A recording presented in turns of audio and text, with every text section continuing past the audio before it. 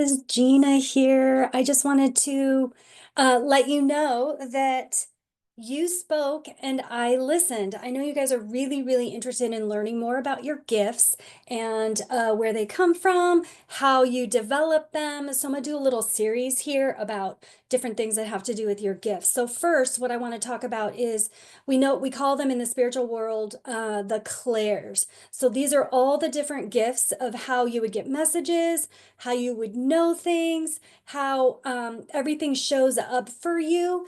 And the most important thing that I want you to know is as an empath, which most people that have experienced trauma, I would say 99.9% of us are empaths. And I've discussed this in other videos because what happens is we really have to have a heightened sense of awareness and a heightened sense of our surroundings to be able to stay safe and be protected. So that's where a lot of our gifts come from. They've just been squashed, I guess would be the right word. As we go about our life, as we get older, now we're into survival mode and family and work and all these other things. So we don't notice the gifts that we have. So today I'm going to talk about the clairs, and then tomorrow I will follow up with something about different types of empaths because that's important too. These two topics will really start to give you a base as to learning and understanding more about what your gifts and how we can develop those in your life and how you can use them. Okay, so the first clair we have is called clairvoyance. This is actually clear seeing. So this is the ability to receive intuitive information through visions or images in the mind's eye. Now, as you become more clairvoyant, this has happened for me over the years. I can actually see things in front of me through my third eye. So what that means is I'm looking out at the world through my eyes, but I can see things through my third eye without closing my eyes. So when you start to be clairvoyant, a lot of people will say that, oh, I can't see things. Well, what you need to do is tap into your subconscious, close your eyes, and just concentrate on seeing something. And sometimes you will. So this takes practice, and we'll go through different ways that you can practice all of these. So here are some examples of clairvoyance. Number one would be seeing flashes of images or symbols that provide insight into a situation. So you may be talking, having a conversation, all of a sudden you'll feel a flash of light, you'll see something out of the corner of your eye. It might be words, might be phrases, might be pictures that are giving you insight about a situation now or a situation coming up.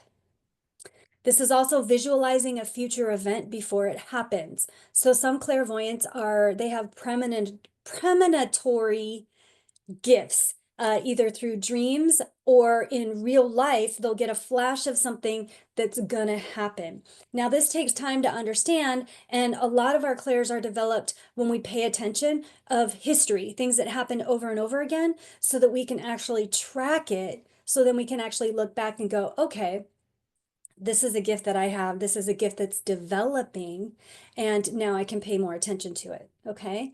And then also for clairvoyance, this would be seeing auras, spirits, or energy fields around people or places. I'm not super good at auras. So inside each clair, each person is unique in how that gift shows up for them. Like I'm very, very clairvoyant and I see things all the time, but I don't see auras. If I really focus on it and really practice, then yes, I can see auras if I really tune in and want to do that. But that doesn't really resonate with me either to sit and look at someone's aura. So that's where you get to play with your gifts and play with what resonates with you, what feels good, and then pay more attention and have more awareness to those gifts. Okay. Gift number two would be clairaudience. This would be clear hearing. This one's really fun. So this is the ability to hear messages from the spirit realm, from spirit guides, or higher self. Now, here's some examples. Hearing a voice in your mind, offering guidance or warnings. This could be picking up sounds or music that have no physical source. And then receiving messages from loved ones in spirit through words or phrases. So let's talk about that one first. All of a sudden you're in a room by yourself and you hear your name. It feels like it's outside of you, but it might be in your head as well. So this is where we get to play inside this Clair and see how that gift shows up for us. Now, for me, I hear things, but it doesn't feel like I hear it outside of me. It's like in my head, but it's not a voice word message. It's actually words. Okay, so that's how it shows up for me.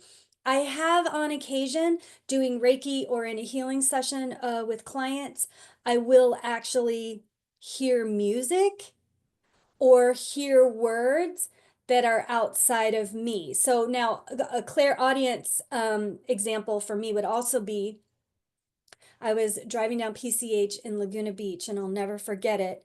A voice boomed. It sounded like it was in the car. It wasn't in my head. It was in the car, like a loud, booming voice that said, "Put your seatbelt on."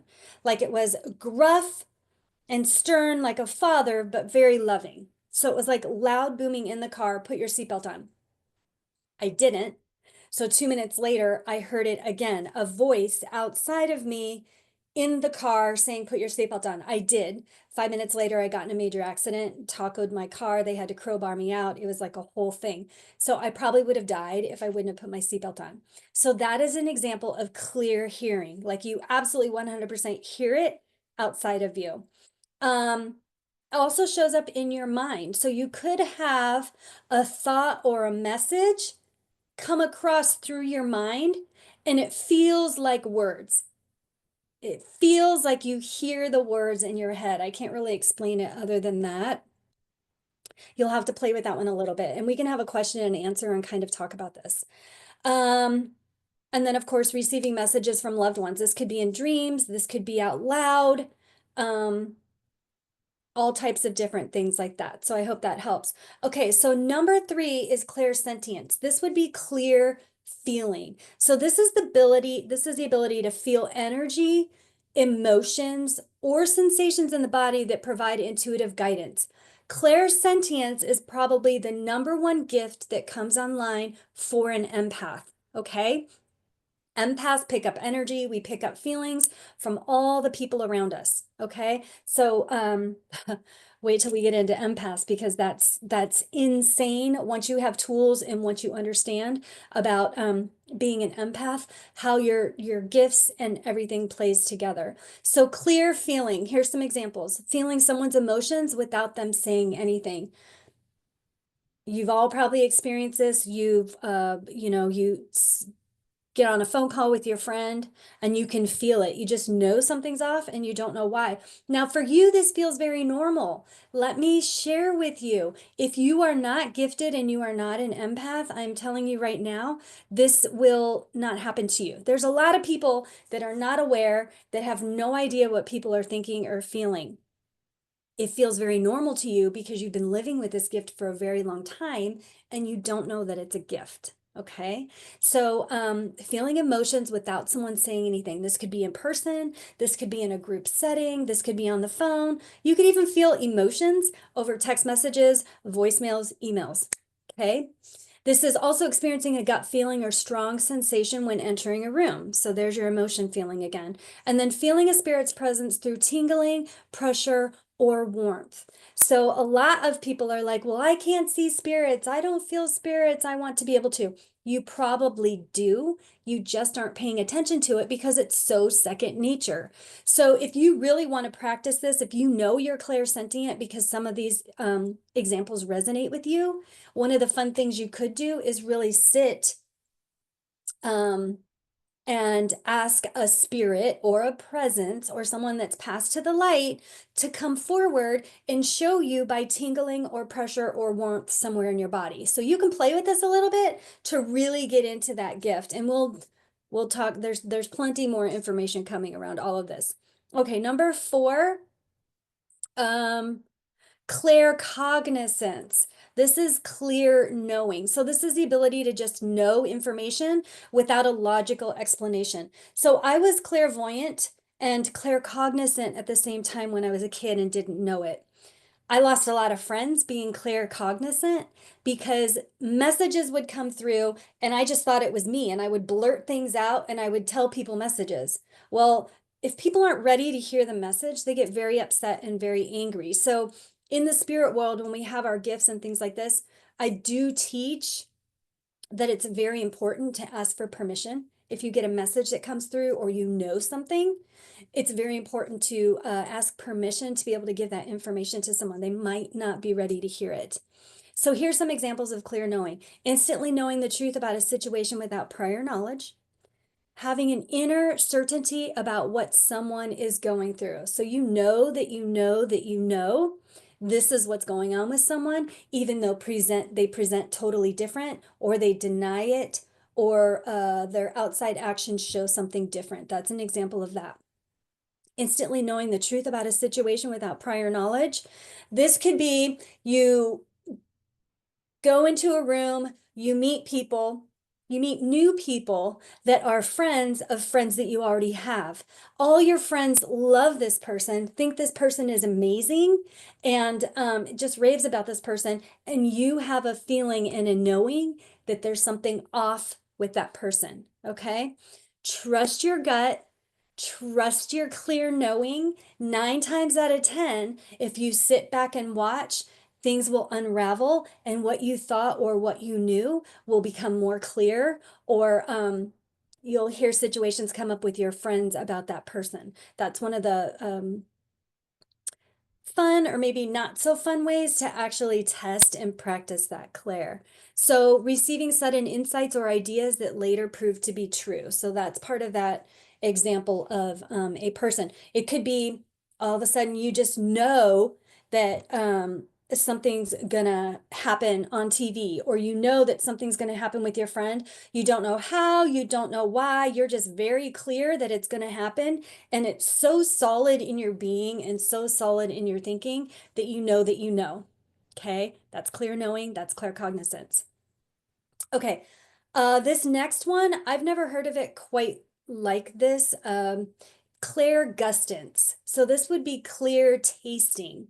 So the ability to receive intuitive messages through taste. So this is not a clair that I have at all. So this one's interesting. Let's see. Examples: tasting a specific food or substance without eating it, linked to a spirit's memory. That is so cool. Also, experiencing metallic taste before receiving a psychic message. Ooh, I just learned something. I, every now and then, do get a metallic taste, and I've just ignored it. Never even really thought about it. So how interesting for me to now be able to play with that and be like, okay, next time I have a metallic taste, okay, what's the psychic message that's coming in? What do I need to pay attention to? That's beautiful. Okay. Tasting something that reminds you of a person who has passed. So clear tasting appears to be a lot of linking to the spirit world and also to people that have passed. That's just fascinating. I can't really elaborate on that one because that's not really one that I have other than the metallic taste. So in the comments, if clairgustance is a gift for you or that resonates with you, I would love to hear more about that. Okay, number 6, clair salience. It's also called something else, and I will, if I find it, I'll let you know. This clair salience, this is clear smelling. So the ability to receive intuitive messages through scent. So an example for me would be I have done Reiki sessions where all of a sudden I smell flowers, or I smell tobacco smoke, or I smell leather, and I'll talk to my client, and my client will say, oh yeah, my grandpa used to smoke this tobacco, and I would tell them what the tobacco smelled like, and they would validate that for me. So that's clear smelling. That happens a lot. Like, it's not one of my strongest clairs. It's only happened a few times for me. And this is where, if we have a clair that sounds really cool and you want to practice with it more, I can teach you how to practice more with that to see if that gift comes online. Now, it doesn't mean that all of our gifts are going to come online for each person. We may have one that's really strong and a couple others that aren't so strong that we get to play with and learn more about and see if we want to incorporate them into our world. Okay, so some examples. Smelling a deceased loved one's perfume or cigar smoke when they are near. That's very similar to what I just said. Detecting scents related to past life memories or energetic imprints. That's fascinating. Wow. And then smelling flowers, even when none are around, as a sign from the spirit world. Okay, okay, the next one and the last one, 7, clairtangency. This one's super cool. So this is psychometry or clear touching. So this is the ability to receive information by touching objects or people. This is the one where you see on TV all the psychics that work with the police departments, and they take an object and hold the object of a person that's missing. This is clairtangency. This is psychometry and clear touching. Examples: holding an old photograph or piece of jewelry and sensing its history, touching someone and suddenly knowing details about their past, feeling residual energy when entering a historic site or home. Okay, so maybe I do have this gift as well. When I do clearings for homes, or when I go in and I do paranormal stuff. So when I go in and actually clear homes, sometimes it's not a ghost, even though someone thinks it is. It's very much residual energy left over. And there's a trail of that energy, and it shows pictures and feelings and all of that fun stuff. So that would be in the realm of clairtangency. I have, on a rare occasion, gone to like thrift stores and touched like an old mirror that had a frame on it, and I could touch it and I would get glimpses of past memories or past situations that are attached to the mirror. So I find that fascinating. Okay, so these are the Clairs. I will send this to you in written form below this video, and I would love for you guys to share in the comments which gifts you know for a fact you have, or which gift you're surprised by, and just share a little bit about what you learned on this, because Clairs are so fascinating to me. And I just want you to know, learning how to tap into your gifts is easy once you understand what they are, because then you can incorporate tools and different things into your life to be able to develop these. So this is the beginning part. So like I said, please share in the comments, because I love this stuff so much. All right, and so just so you know, trauma to triumph, it's very, very important in this group to understand trauma is related to gifts. There's a reason that we had trauma. In my true opinion, we came into the world with this trauma so that our soul could learn.